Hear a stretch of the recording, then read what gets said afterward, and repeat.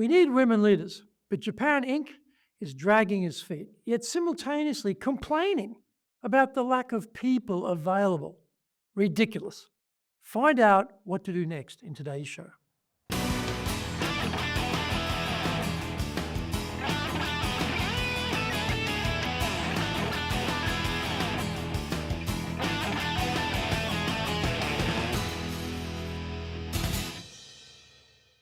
Welcome back to year 4 of this weekly edition every Friday of the Japan Business Mastery Show.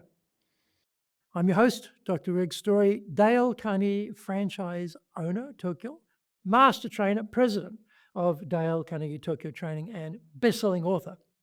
We are bringing the show to you from our studio in the High Performance Center in Akasaka in Minato-ku, the business center of Tokyo. This is episode number 236, and we are talking about developing women for leadership in Japan. Before we get going, a quick word from our sponsor. If you want to be successful as a leader, do the Leadership Training for Managers course.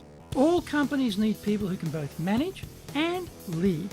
Leading people screams out for real skills in communication, dealing with all different types of people, being excellent at innovation, planning, delegation, handling mistakes, doing performance reviews really well, and inspiring and motivating the team.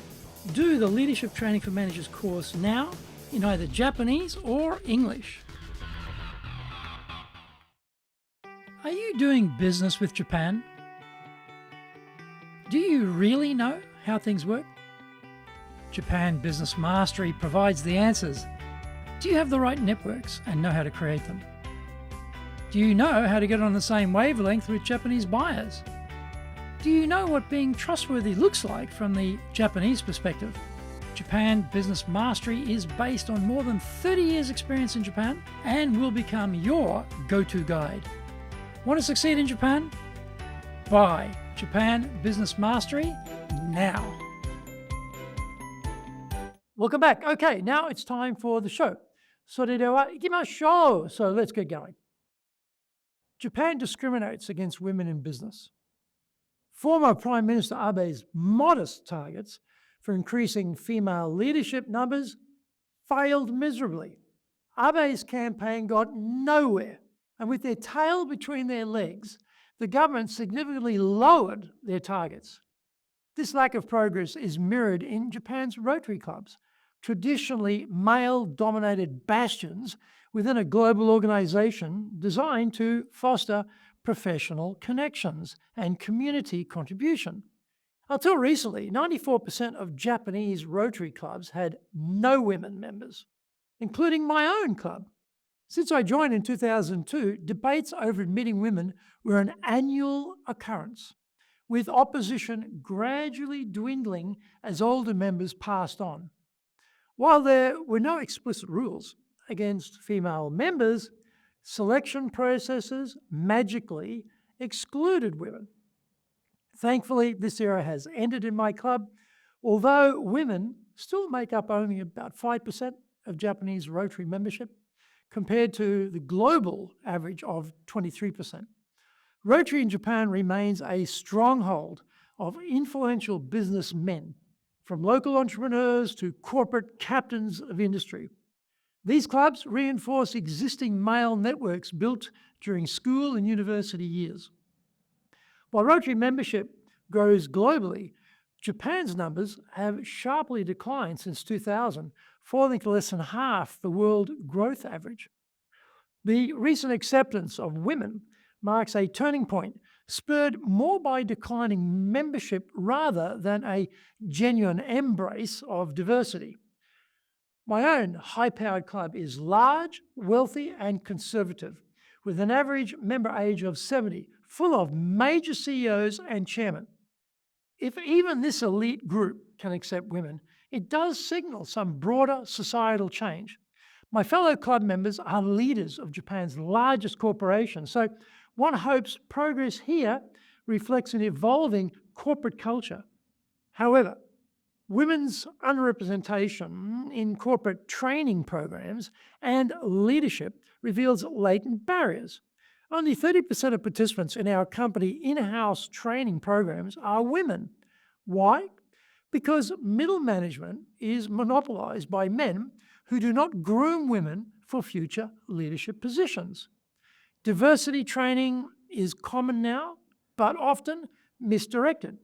With the current political pushback going on in America against DEI programs, I wonder what will be the fallout in Japan. Companies here focus on upskilling women rather than educating male bosses about inclusive leadership.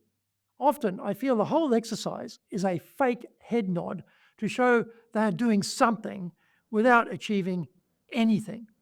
The box has been checked, and everyone can now move on.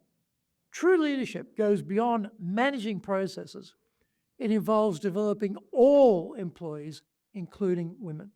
Without addressing male middle management's role in perpetuating gender bias, progress will always be elusive. Abe's original pathetic targets for women in leadership still remain distant. Women's advancement hinges on male decision makers, recognizing their role in promoting talent. Just as Rotary evolved to include women, Japanese businesses must transform their leadership approaches or pay the piper. Starting with male middle management, Japan's fostering of inclusive leadership is essential for Japan's future success. We are running out of people here, and we need women to play a more active role in companies as leaders. I hope you enjoyed today's show, and so please subscribe on YouTube. Share it with your family, friends, and colleagues. Become a regular. Hit the little bell icon to receive update notifications. Our website details are on screen now, www.dale-carnegie.cojp. It's packed with value, so certainly check it out. We try to offer as much value as possible, so you might also enjoy our other shows. In fact, we are releasing content 6 days a week. For podcast, Mondays for the Cutting Edge Japan Business Show, Tuesday for the Presentations Japan series, and every second Tuesday for the Business Tatsujin no Oshie Show, Wednesdays for the Sales Japan series, Thursdays for the Leadership Japan series, and every second Thursday for the Business Pro Podcast Show, Fridays for the Japan Business Mastery Show, and Saturdays for Japan's top business interviews. Now you get these wherever you get your podcast. Also, every Monday we release the Cutting Edge Japan Business Show. Every second Thursday we release the Business Pro Television Show, and every Friday the Japan Business Mastery Show. Saturdays, every Saturday we're releasing Japan's top business interviews. These are all on YouTube. We appreciate your support, and please let others know about it so they can benefit too. We want to make a contribution to helping people build their careers and businesses, and so please join with us in that endeavor.